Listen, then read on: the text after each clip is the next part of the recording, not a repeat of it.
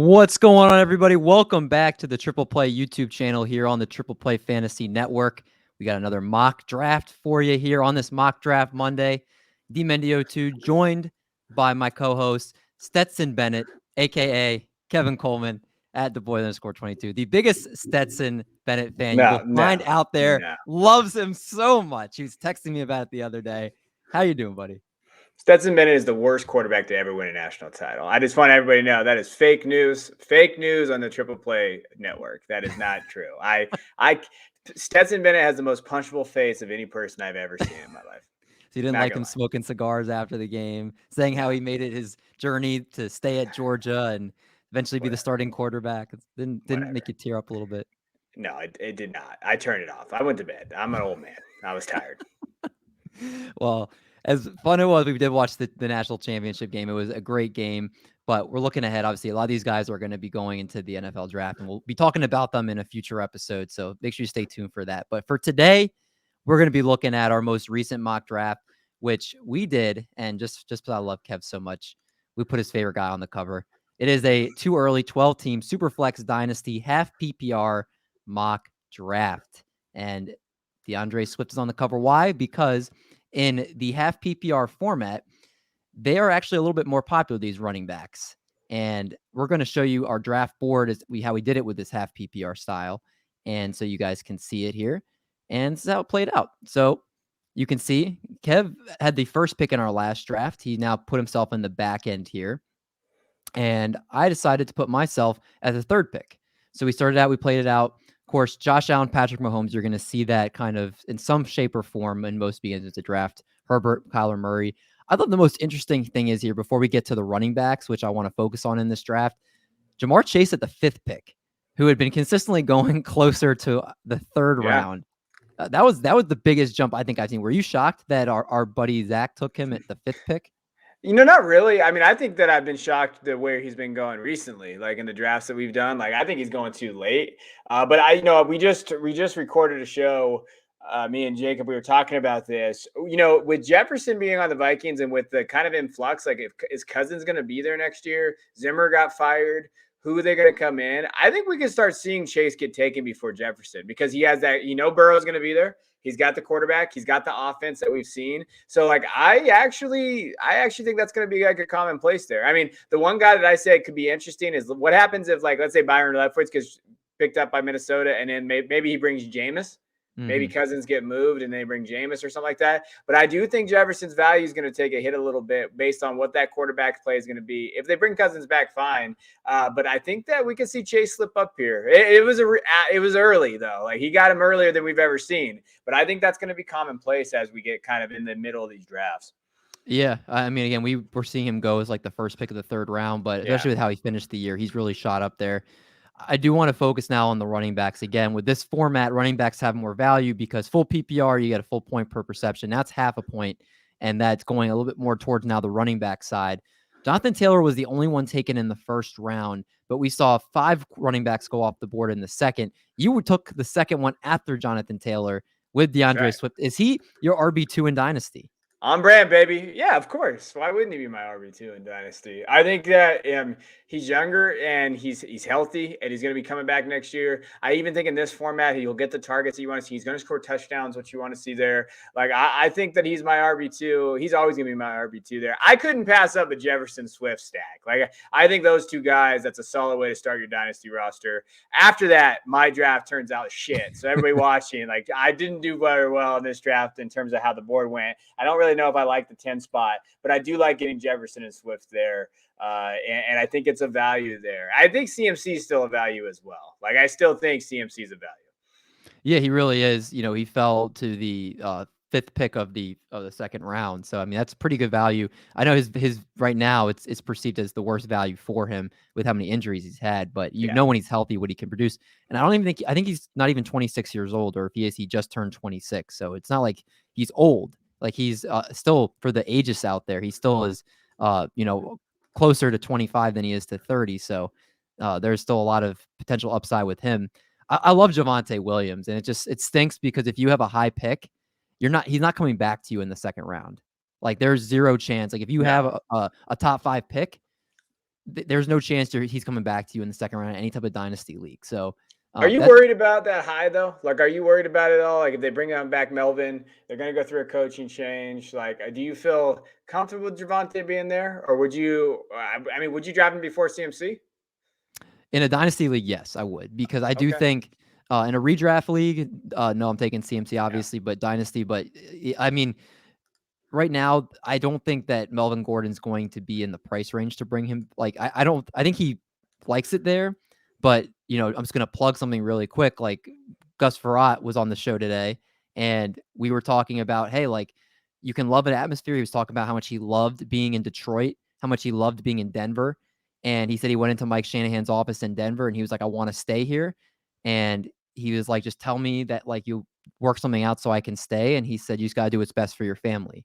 And didn't even say like we want you here. This is a business, and it's like Melvin Gordon could want to be there, but at the end of the day, paying him like $5 to $10 million as a second running back isn't the best interest of how many holes they have on this team. So I think I'm really confident in saying I think he's played his last down in Denver, and I think Javonte Williams, even if they bring somebody else in, he's going to be the lead dog next year, even if it's like a 65-35 split, which is worth it to me.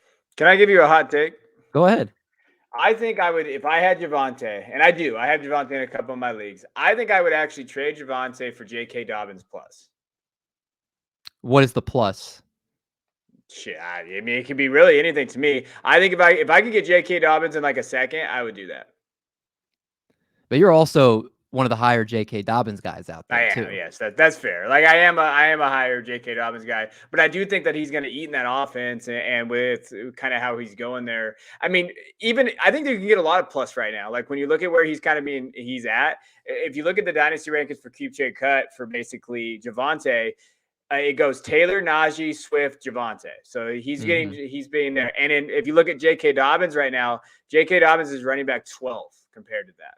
I don't think that tier's as small as people. I mean, as big as people are basically doing it. And I think that there is a chance. I'm not like you. I think Gordon could come back.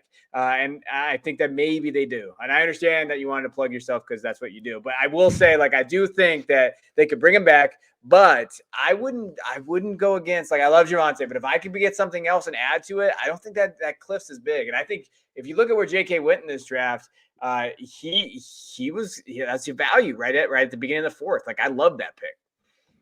Yeah, no, I mean, he went a lot later, and I think he'd been going in the third round in a lot of the drafts we'd been doing, so he slipped a little bit.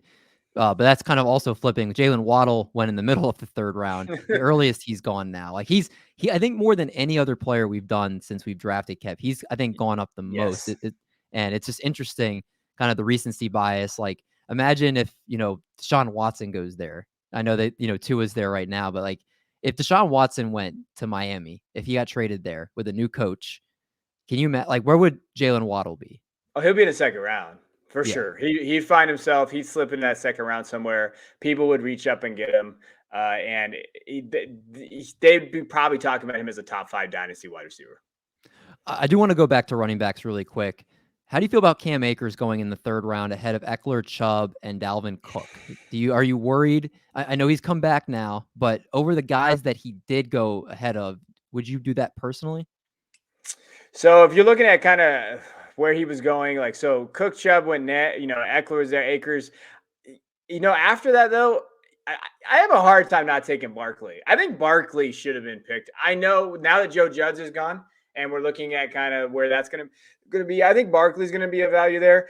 Akers, he looked timid last game, but that's not obviously he's coming back from Achilles. Like I pull like a muscle and I can't walk for 2 weeks. So like I understand kind of what he's coming back and he's timid there. I think that's a bit early for Akers, in my opinion. Like I don't know if I want him there. If I could get Akers in the middle of the fourth somewhere, okay, then I would probably do that. Maybe where Henry went in that area, 408, 407. But I absolutely love the Barkley pick. I'm still on the Barkley train. And then at the 407, as your running back 2 with Jonathan Taylor, are you kidding me? I think those are 2 great picks. Yeah, where he is in the fourth round, I could stomach that for sure. Yeah. I don't know if I'd want him in like if I had like a beginning of a third round pick. I don't necessarily if I love it there personally, but I agree where he got him and Taylor to go with Russ and Trevor Lawrence is not a bad start. No. When we go into the fifth round, that's a little interesting. You got Antonio Gibson, who I think right now his value is as low as it's been over the last year-ish or so. Travis Etienne, and you have Ezekiel Elliott. Ezekiel Elliott's an interesting guy to look at here because That's he's early. yeah, I don't think I would be taking him. To be honest, if I'm looking at the guys, like I know you're not a Michael Carter guy, but I would take Michael Carter over him. I would take AJ Dillon over him, which I did. After I took AJ Dillon after him. Uh, what are your thoughts on Ezekiel? Where would you take him? So if I'm looking at the draft, like I think he's been going like the late 6th, early 7th round. I think that's more fair for Zeke in terms of what you're looking at as a dynasty asset right now. But why did Aaron Jones go in the 7th and Zeke go in the 5th? Like I feel like that's the weird one to me. Like Aaron Jones is Zeke, right? It's just younger. Like I feel Yeah, like, or I don't know if he's younger, but I think he's close. But in that offense, I know Dillon is there, but Pollard's going to be there too in a high passing offense. I know there's some uncertainty with Jones, Rodgers coming back in those places there. But I still, you know what? Besides Travis Etienne, who went in the 505, there's some risks there. All those guys from rounds 5 through 7, I'm probably not going to draft.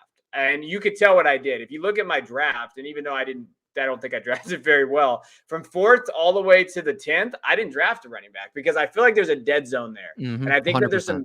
there's some value when you guys are in these areas. Like I'm not going to reach on Zeke because if I didn't reach, I could get Kelsey in the 5th. Are you kidding me? I could maybe get Ridley Evans, those other guys. A guy that I just look at that board and I just say, hey, you know what? I could find some other guys in that area where I'm not drafting a running back in the 5th, 6th, 7th, or 8th round. I just won't do it. Yeah, no, I don't blame you. I mean, I took AJ Dillon because I was like, I only have one running back at this point. Yeah. You had two, and so I kind of stretched for it at that point. But you're right. Like right after that, I took AJ Dillon, and then I didn't take my next running back until the 11th round, just because I was like, there's so much other value out there. It gets thin really quick. But I want to stick with running backs again because again, that's kind of the theme with half PPRs. A lot more focus with running back Yeah. position, and Rashad Penny, another guy that got really bumped up here Yeah. as he went in the 7th round. And again, coming out hot, maybe he starts for Seattle next year, he balls out, but he went ahead of of Michael Carter. He went ahead of Elijah Mitchell, who was a great value, great pick from Psych Ward FF. I love getting Elijah Mitchell. I'm sure it's just because people didn't think of searching for his name at this point because it's not sorted by accurate ADP, it's by going into last season. I mean, there's a few guys I saw here I would be like, I'd rather take over Rashad Penny just based off his injury history. Yeah, I don't hate that in the 7th, to be honest with you, when you're looking at where that goes and you're looking at the tier of guys. The one guy I will say, like, I would just wait and draft Damian Harris. That's why he's on my board, baby. Okay. Because I think he's going to be a value. And I would feel comfortable drafting like a Damian Harris or Elijah Mitchell as my second running back. 100%. Like, I don't, to me, that's how I build my roster. We've talked about it, but I think that's a great value. And if you look at what Psych Ward did with his running backs, look at that team he built. And then he got Damian Harris, Elijah Mitchell, and then even Gainwell, who I think is a value there. Like in the way he built his team and the way you look at it, I think he did a great job with how he did it there. Like that's I think the value running backs that you find. Like if you're gonna go zero running back, you do what he did. Yeah, no, he really did a good job. He had an approach and he really stuck with it. Um, Obviously, it's still being super flex. You'll see that obviously quarterbacks went early, Yeah. and then there was a nice little stretch where they kind of was a dead zone in here. But Can I ask you let's something? go ahead. Tannehill at the 5'10". Do you hate that pick? Because I don't like it. I do and I don't. Like, because if you look at my quarterbacks, I feel like I waited on quarterbacks. I got two as my quarterback, obviously one. I felt like I needed to get Tannehill there, but I feel like after that little group right there, Tannehill, Cousins, Mayfield, Carr, it's a steep cliff. It depends, like we've talked about also with your roster construction. Like Brady went, 2 rounds later or a round later, and if you were at like a roster where you're like, hey, I'm going all in for the, because I Yeah. mean, most likely Brady's going to be around the next 2-3 years. So if he's your At this QB, point, Brady's going to be here forever. Like yeah, I just pencil his ass in. yeah. I mean, I can see though, but you're talking about like over Zach Wilson, over Mac Jones, and then you get down. There's a huge drop to like Derek Carr, which has been a whole another debate on this show. But I could see why you took him where you did. But as again, like it's different things. It's like, hey, if you take like in mine, I took Herbert and Justin Fields in the first 3 rounds, and then I was like, I'm not looking at quarterback again until I took my normal Sam Darnold pick as my last pick. Like, it's it's like But then at the same time, Alvin Kamara was like the only surefire good running back that I felt like I had. Yeah. And I stacked up, with Diggs and Keenan Allen, Amon-Ra Yeah. St. Brown, Brandon Cooks. So it's like, I think it's just kind of like no team's going to be perfect at the end of the day. But I think you did at that point. You saw the drop off, and that's where you felt comfortable taking Tannehill. So I get why you Yeah. did it. Yeah. First of all, sir, I didn't realize this. You picked Amon-Ra over Ayuk? Is that how it works Yes. on? Yes. Yes, it is. That's how it works. I'm looking right now. You picked Amon-Ra to Oh, you did, yeah. 7.3. What is it? Why? I don't think I saw Ayuk. That's Oh, why. okay. All right.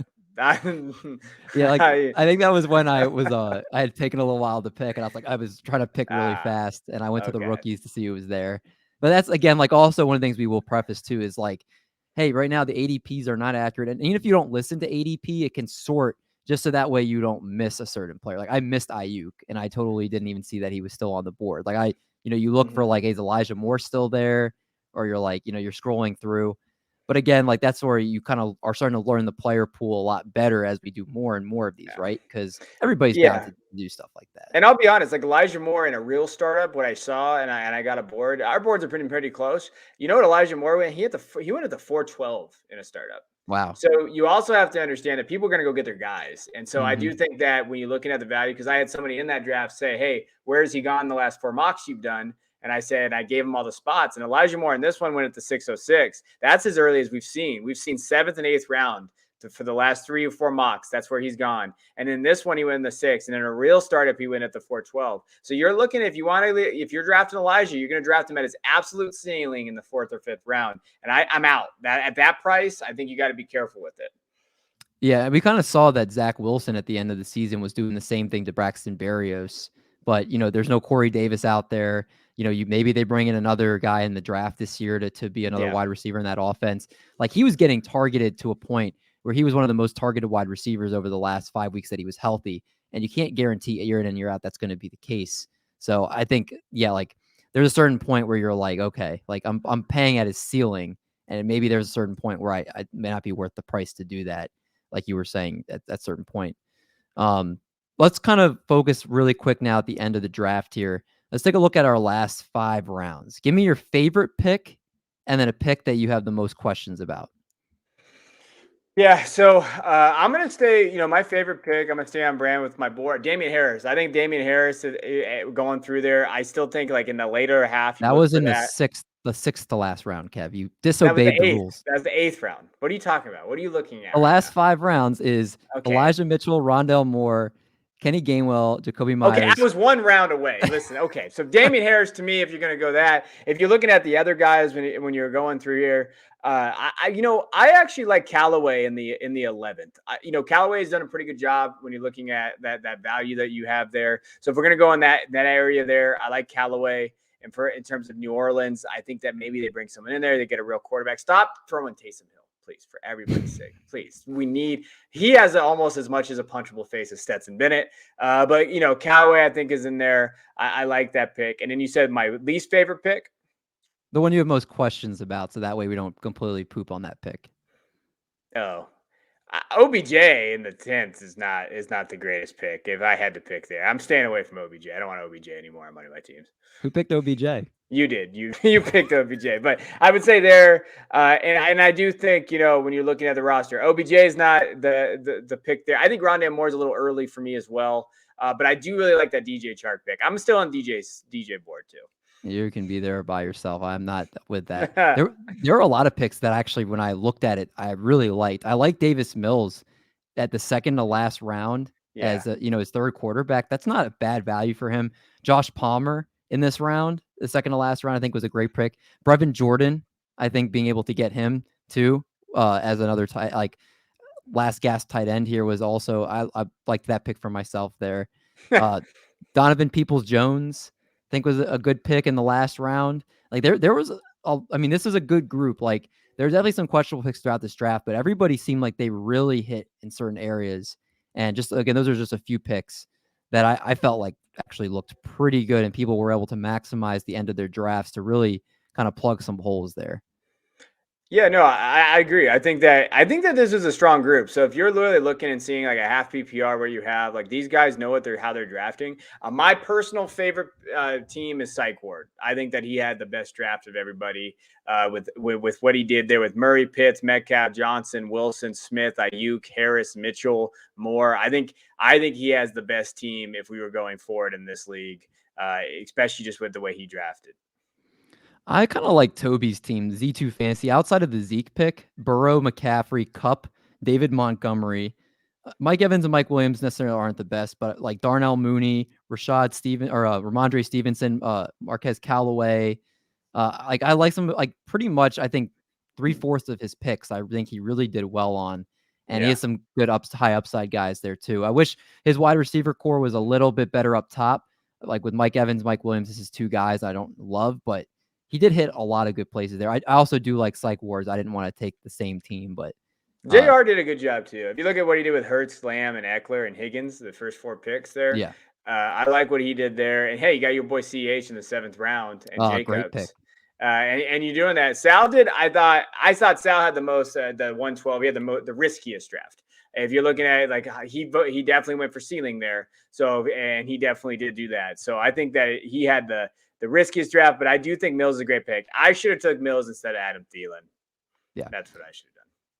Well, great mock draft, and we had another great time doing it. Again, if you want to be part of these mock drafts with us, please make sure you send a DM. Both our Yep. Twitter names are obviously right below us. You can check those out if I could point the right direction. Or you can DM the account at Triple Play Fantasy. We'll make sure we get you in some of these, but we'll be doing these every single Monday until the season to get you ready for your draft season. And again, they're a ton of fun to do. So appreciate everybody that tunes in every week for these. Appreciate everybody that does the mock drafts with us. And Kev, as always, what are your parting words for our people? Draft Damian Harris. He's a value, and stop overdrafting running backs, especially in rounds 5 through 8. Be careful with those rounds. Good advice from my guy Stetson Bennett over there. But until I hate next you. week, until our next draft, we'll see you guys in the next one.